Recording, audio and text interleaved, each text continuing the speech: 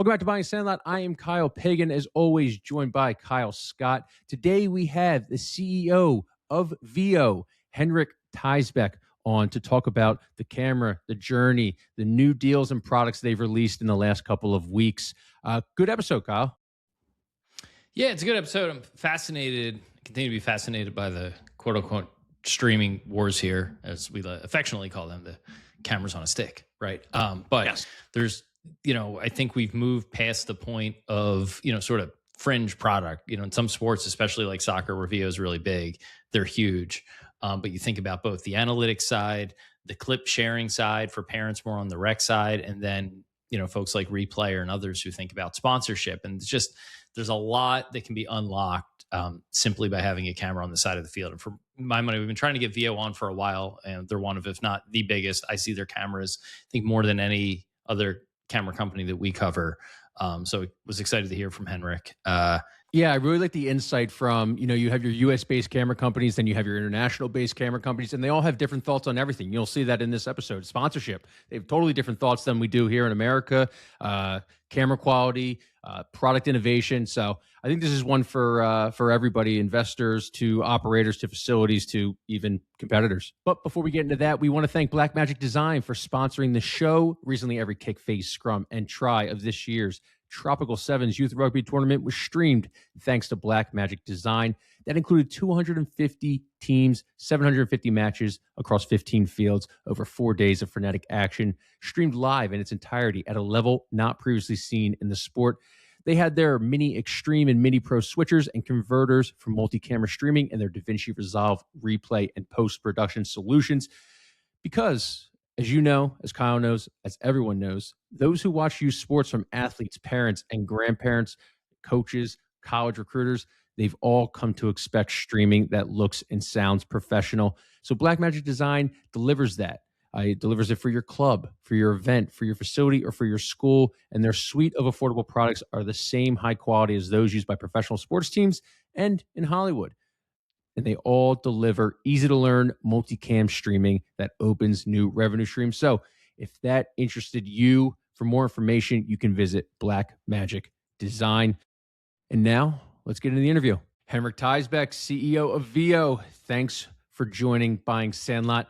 I know you're on soccer fields, athletic fields all over the world, but for the audience that might not be familiar with Veo, if you could just give them the elevator pitch on what you guys do. Absolutely, and thanks for having me on. Yeah, so Veo, we are a portable camera that can automatically film, analyze, and stream basically all team sports, but we're primarily focusing on football. We work with more than 50,000 clubs across more than 100 countries. We're the biggest video platform for youth sport in the world. We've filmed nearly 10 million games, and we work with everything from basically all Premier League club academies down to grassroots clubs, youth academies across the world. I want to give a little bit about, just quickly touch on your background, kind of the genesis of Veo some years ago, just to give the folks who aren't familiar or familiar with the product, but maybe not the company and your background, how you sort of got here. Yeah, sure. So I'm a footballer, soccer player, played all my life. I'm a right back. I play like in the lowest league in Denmark, and as a right back, I rarely score so many goals. But I remember this one amazing goal I scored, and nobody believed me because I never score any goals. And because it was never filmed. And then I met my co-founder, and he just came too late to his son's football match where his son scores his first goal, and he misses this goal. Then we started talking, how come nobody's filming all these youth and amateur games, right? You can turn on the TV and watch Man United, but I can't even watch my own goals. So that's where it started 11 years ago. And basically from the start, it has always been around this mission around we need to make technology more accessible in sport. back then it was only the professional teams, maybe a promille, maybe a percentage of games that were being filmed and shown on TV, but 99.9% of all sport went on film, and that's basically what we've been changing the past 10 years, capturing way more affordable, way more accessible.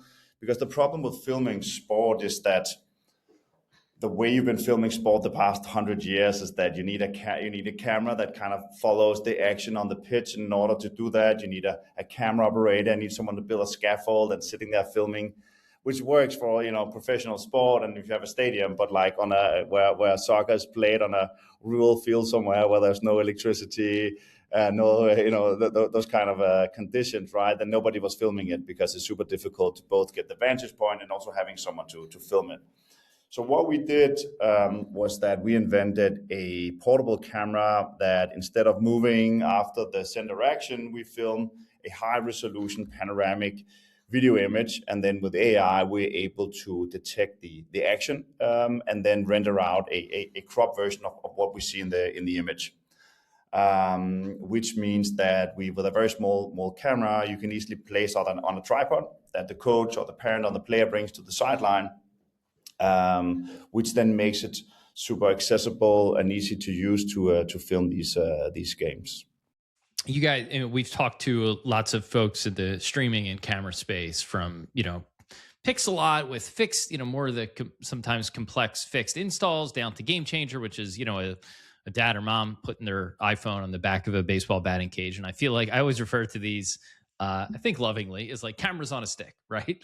But you guys, sort of slot in the middle. And my younger son plays soccer. I see the Veo camera, at almost every match, along with some others. So talk about why sort of like this middle ground that really seems to have emerged is like the ideal form factor, where it gives you more than a phone can, but more, better quality than a phone can, but more flexibility than a fixed install, which tend to, really only work at the larger complexes or at, indoor facilities like hockey rinks where they can kind of, live in the rafters or whatever.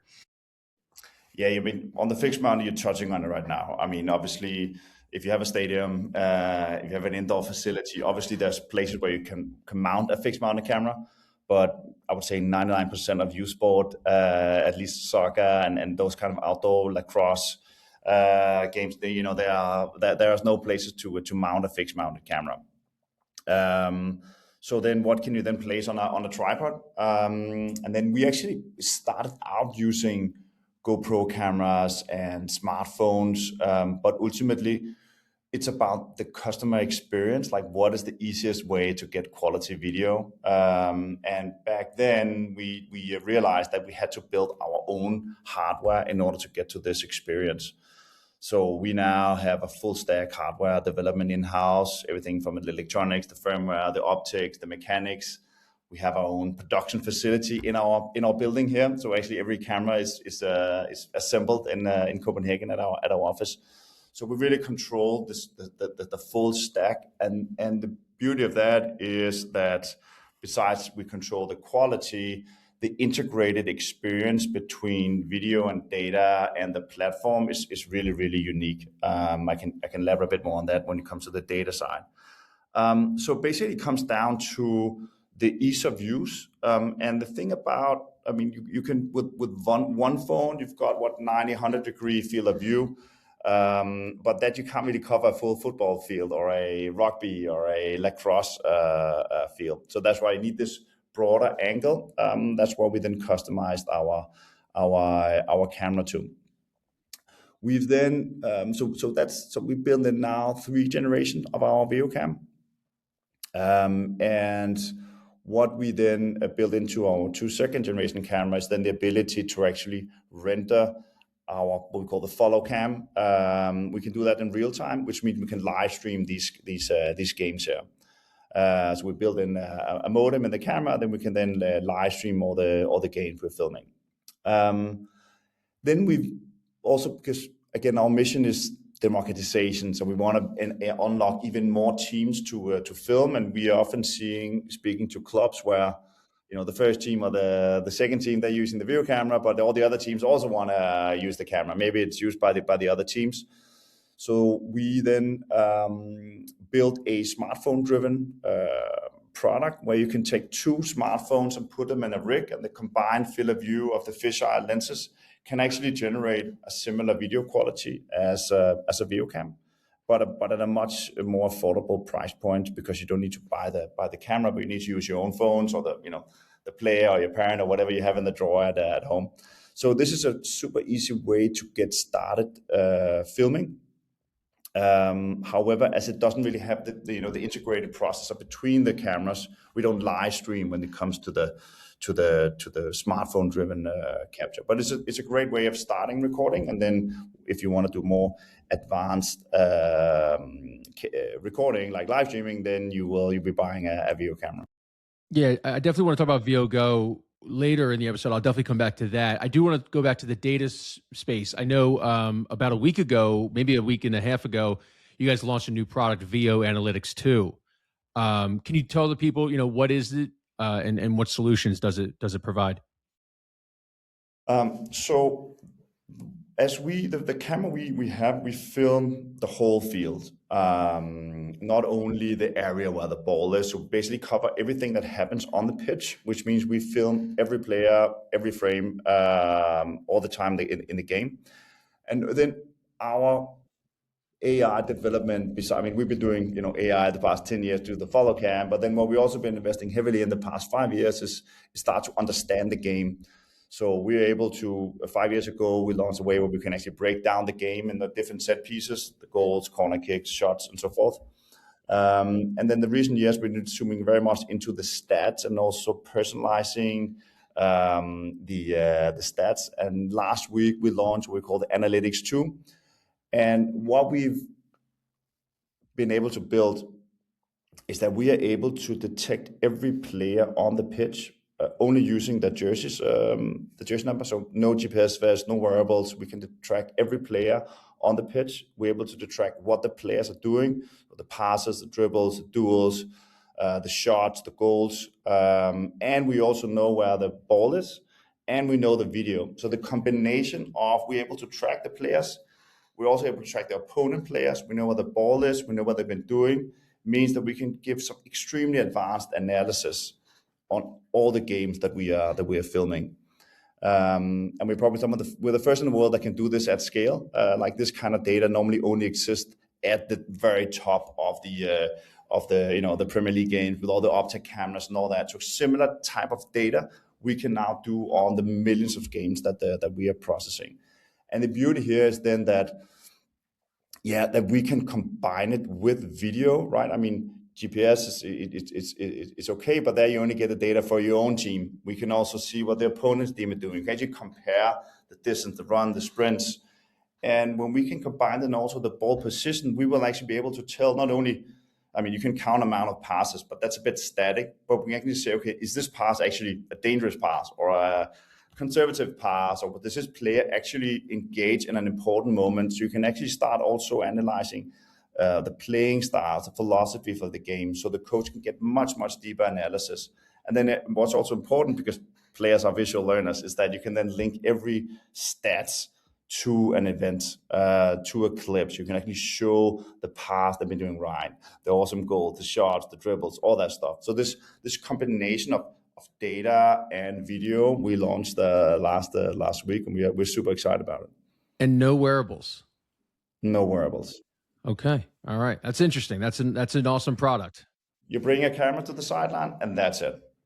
Because that's what we're hearing for the customer, right? That it is using GPS. It is cumbersome, right? You need to manage them, you need to charge them, you need to upload the data, and it's never really linked to the video. And again, you don't have the data on the opponent team. This is just a super, and it doesn't work indoor either, right? So this is just a super effective way of getting much deeper insight to what happens in the game. That helps the coach really kind of be more efficient on the time, because the majority of our coaches are not, there's not a 3 analysts, to the game. It's maybe it's the parent or the youth coach, right? So it's much more efficient to really narrow down on the key plays per game. For the player, obviously you get a lot of stats, you get your own moments, you need to clip the game yourself. For the scouts, they get some verified data. So there's so many things that we can use this data to. Yeah, what are you seeing? I mean, there's so many interesting ideas, and there's so much momentum around data and analytics in all sports, especially when it comes to the cameras and wearables. What do you see today? What are you hearing from customers are the primary use cases today? Where do you think it could eventually go? And is there value in this data in the aggregate, right? For you guys and others to outside of just an individual team or club or league, but to really kind of look at like the whole of 8U participation in soccer across America, and like here's how things have developed, or here's like what the average player can do. Is there opportunities there? I know there's like some privacy stuff there too, but like it just feels like we're just scratching the surface on what could be done with data and analytics, both on the micro level and then just in the aggregate whole that all these cameras are collecting. No, you're absolutely right.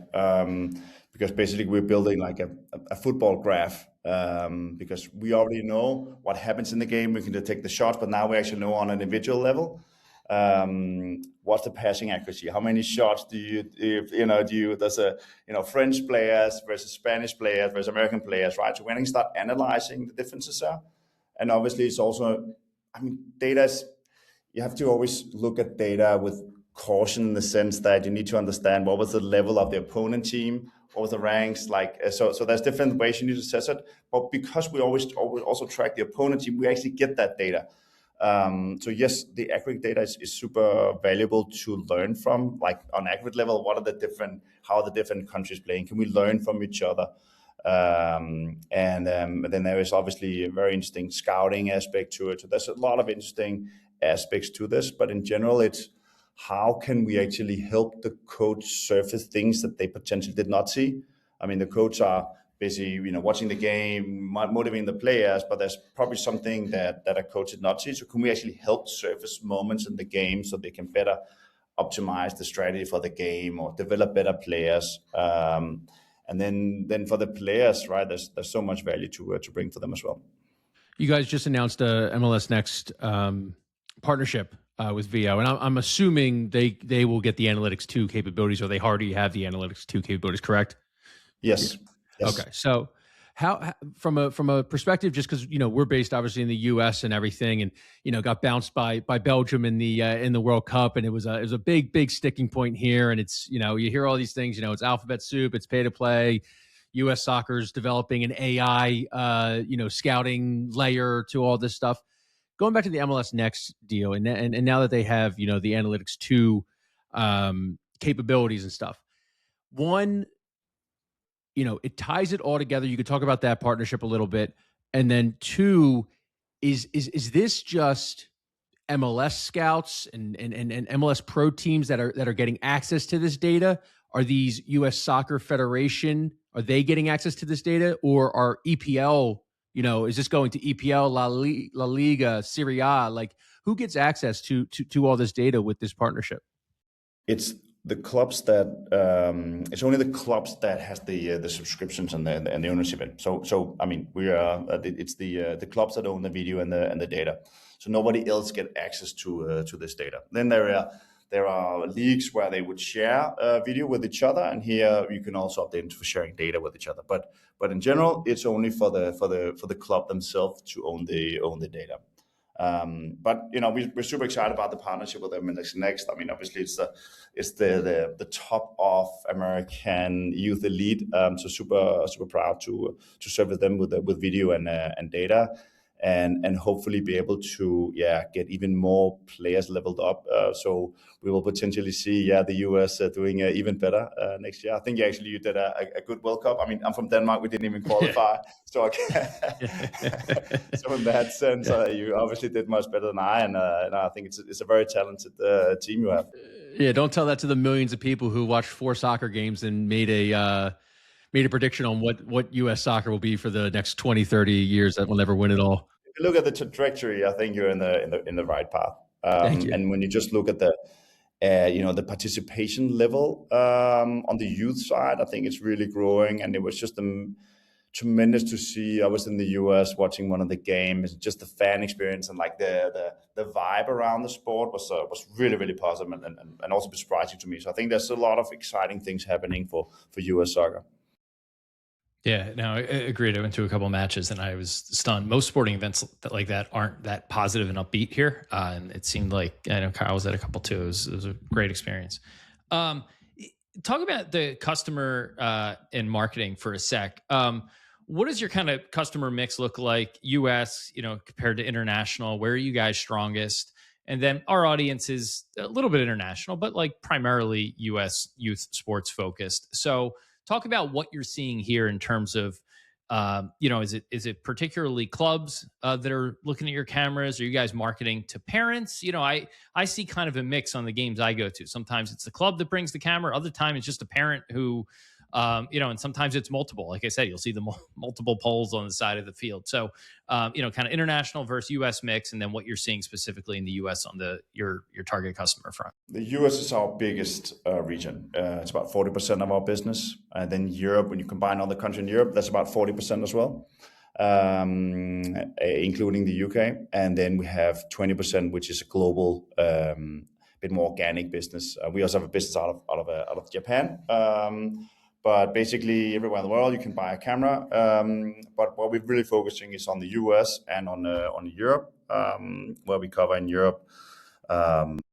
Majority of major European countries. And from a buying perspective, the customer perspective, so in Europe, it is mainly only clubs, professional clubs that is buying it. In the US, it's a bit different. I would say the majority are still club youth academies.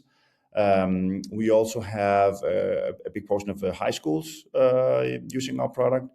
It's typically the soccer coach coaching in the club side, and then when he then also coaches on the high school side, he then want to bring Veo in because we're the superior product.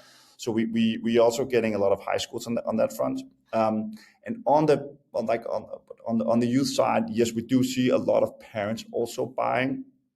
And I think one of the biggest difference between the American and European side of the football, you mentioned pay to play, right? I think the fact that video has this value add that is very important. If you want to get a scholarship in the US, you need video to combine that. So obviously, there's a big incentive for American parents to get video, and thereby they will also be buying the camera. So a decent part of the portfolio in the US is parent driven. We don't measure it in the sense that sometimes the parent would buy it on behalf of the club, and the club would use it and the coach would use it. So it's a bit of a mix, you can say. But the buying incentive for a parent is way bigger in the US versus in Europe. Do you guys explicitly market to them in the US, whereas you might not in Europe, or is it just sort of kind of trickle down through your normal marketing efforts? Yeah, it's a bit. It's a mix. It's the same messaging basically. What about so where do you think how much further can things go, kind of with the current setups in terms of quality? Like, 4K, you're able to zoom in, AI is able to track. Like, what do versions, VO 4 and 5 look like? What are you guys trying to get to technically from a, product quality, size, portability standpoint?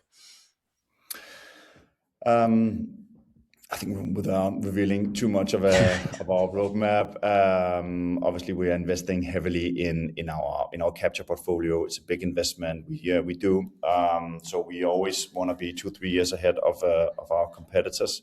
So we are coming out some really exciting things next year that I look forward to show. But again, the important thing here is to strike the balance between quality and affordability. Because yes, you could build all the whatever 8K and anybody would cost like a fortune, and it just really wouldn't want to fit our audience. So what we are optimizing for is obviously the video quality, and then it is the data quality. So much more will happen on that front for sure. So there's a lot to be done on the camera front still. Making it the quality even better, and but still maintaining an affordability price point. And then I think in parallel with that, right, it's around just adopting the use case of data to our audience. We're very much focusing on the camera that needs to be easy to use, but the product also needs to be easy to use, because we're detecting millions of data points per game. But if you're a dad and just need some quick insights, right? We need to also adapt the product so it's really advanced stats, but we deliver it in a really reasonable portion to the users, so it's easy to adjust. Quick insight. So we're also investing heavily in actually being able to tailor our data to the right playing philosophy, and also personalizing experience for the parents and for the players. Any interest there in partnerships outside of federations and clubs? I mean, here in the U.S. is what I'm really kind of keen in on, to get kind of more market share and stuff. A lot of your competitors are linking up with some of the big registration tech platforms or doing fixed installs at facilities. Any interest on that side, on that front? No, we work with some of the best and biggest leagues, and we don't, and we have open integrations for different live streaming platforms. So you can live stream to any platform, and yeah, we have some awesome partners. From a company standpoint, there's lots of players in the streaming camera space. You guys are one of if not the largest. You've raised a ton of money. How big? What is the TAM for the space you guys are in? We've seen some polls where as common and as it seems to you and to us who are covering it every day, there's a lot of people just default to throwing up an iPhone and putting it on YouTube or Facebook, right? So it seems there's just a huge opportunity to get more market share for everybody, by educating people that there's better options available, particularly in the US where parents are willing to spend to get those clips. So how big is like the TAM for the streaming and camera space? Do you expect there to be consolidation? And like, what's a great outcome for you guys as a company? What do you think about, like, hey, this is the win? Is it going public? Is it a strategic acquirer, or is it you guys acquiring others? Like, I know you're not going to give me specifics, but like, what do you think is the pie in the sky opportunity there? I mean, the market is enormous, right? It's 5-10 billion, right? It depends on how you measure it. And the interesting part of the market, there's so much that is unserved, right? All the competitors right now, they're all trying to address the same high school teams or the same elite teams, right? But there's so much unaddressed potential in the youth side, in the recreational space, and then also in the multiple space. And then you can also add that to all the other regions outside the US, Africa, South America, Asia, and so forth. So there's a ton of unexplored potential there. Obviously, we focus the projects of the company, but just in our space, there's a ton of growth opportunities there. So yes, I would say in the region we were the first to do this, building portable automated capture, and yes, there's coming some interesting competition from various countries and various sides, and as an athlete, I love good competition, so I think that's just great. And basically, we're all trying to make the sport better. So I think it's great that there are players that is trying to expand the market. And yeah, then on the last, we are, I think we're doing things that are good for the sport, and I just want to continue building a large company, ultimately taking the company public. Is there going to be consolidation along the way? I think other spaces like the team management side, I think that side seems there's a lot of consolidation going on. On the camera side, I think it's looked like it's just exploding. Like, since that, there's just so much market opportunity still to be captured. I mean, let's see. I'm sure something over time something will happen there. But so far, I think everybody's just growing. One more for you from my standpoint. I mean, obviously, sitting on video, we've kind of talked about, youth sports, amateur sports is a media business. As there's more video, there's more opportunity to sell sponsorship. We talked to a smaller competitor of yours the other day who's trying to, pass back some of that money to teams, subsidize costs. Game Changer thinks a lot about this. They can do it kind of strategically under the Dick's umbrella. Team Snap has talked about the ability to sell ads on your child's clip. How much do you guys think about? And I know Pixelot has talked about like the media business. They have some media DNA in their company. Do you guys think much about sponsorship, or are you more worried on the camera, the capture, and the analytics, and then somebody else can do what they will with the actual video inventory? Yeah, no, I mean, imagine you bring up your iPhone and you film your kids, and suddenly there's a Coca-Cola logo in it. I mean, obviously I would hate that, right? So I think we try to turn over to the clubs and say, listen, if you want to like have a sponsor that you like help by purchasing the camera, then you can add your sponsor logo to it. So I think we should unlock the opportunities for the clubs, for our customers, help them monetize the stream. But we will not enforce that on our streams, right? We're not a freemium model. People pay a subscription for our service, and that service should be ad free. Is that because you're in 100 different countries with 100 different data and privacy laws and 100 different cultures? Because in the U.S., like we're like, Coca-Cola, fine. If I get $100, $200 off my registration, I'm all for it. Yeah, no, I think that's up to the customer how they wanna finance it, or the league and so forth. We're open for it, but it shouldn't be us dictating it. It should be the customer. Thanks. Last one from me. I did say I wanted to get back to Veo GO, so let's talk about that now. You just introduced that product in the last year, low cost version that teams can just set up with 2 iPhones. And then earlier in the interview, you said the easiest way to get quality video. I just think it's a very interesting product to introduce, because if I think about it, putting 2 iPhones together, low cost, getting quality video, that's the easiest way to get quality video. Is that where you see kind of the strategy going in the future? That, maybe it's not as much hardware, but it's more like software. I mean, Analytics 2, from what I've looked at, it looks like an amazing product. You guys could pretty much upend potentially the wearables market with it, as long as everything goes to plan. Is that how much you can give me? Do you see the software kind of being the big moat of Veo going forward with all these hardware camera products that we have already in the market? It's good question. It should be up to the user how they prefer filming the game, and so that's why we build this product. I would say what we see is that people prefer having dedicated camera to film the games. So some people prefer using their phones, and I think an easier way to do it. But just like people don't duct tape iPhones on their ski helmet when they go skiing, they will run a dedicated camera. It's a bit the same here, that people don't want to maybe they want their camera in their hand, not on a tripod. So I would say the majority of the sale is still our normal business, and obviously the camera also unlocks way more opportunity in regards to live streaming, in regards to data. So I'll say the product is obviously superior, but for the teams that just want an easy way to capture the game, and the video cam was bought by another team, then there's actually an opportunity they could continuously having video, and that video goes into the same platform, to the same apps. Mm-hmm. Yeah, not duct tape a camera on a snowboarding helmet, but you can easily attach a GoPro. So I don't want to back you into a corner or anything. I'm just generally curious, like, could you see Veo becoming camera agnostic down the line? Yeah, no, I think we don't see ourselves as a camera company. Like, we're more similar to a sports intelligence platform. It's a platform. It's a software. We can take video from our own cameras. We can take from iPhones, and ultimately, yes, we will also. I mean, we also have a league exchange product for several leagues in the US. Here, we actually use our other players in the game, so we can basically import all types of video.